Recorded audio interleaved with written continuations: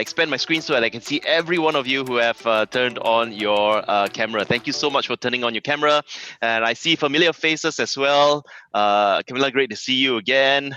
Uh, and we're going to cover this thing called critical thinking. Now, perhaps some of us have heard before somebody say to us, or we've heard people talk about, hey, you need to think a little bit more critically. You need to improve on your critical thinking skills. But the thing is, what does it mean to think critically? Yeah.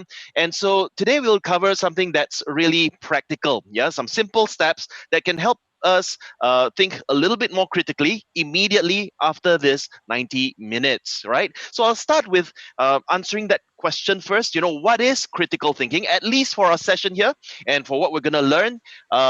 Some of you may have watched this. If you have watched this before, this movie, do give a Zoom reaction.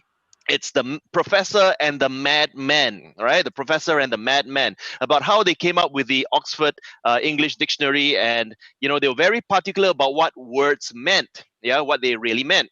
And so in the dictionary today, there are 4 definitions for this word critical. Yeah. And which of these, and it could be more than one, could be all of them, which of these do you think describes critical thinking well? All right. So it could be 1, 2, 3, or 4 of them. I'm going to show you 4. The first one is expressing disapproval. So to be critical is to express disapproval. Does critical thinking mean that we are thinking more skeptically about something? Serious. Critical means serious. Yeah. Thus, critical thinking means serious thinking. Making careful judgments. Does critical thinking means that we make judgments carefully? Or very important? Something that's critical is also something that's very important. Is critical thinking a very important thinking?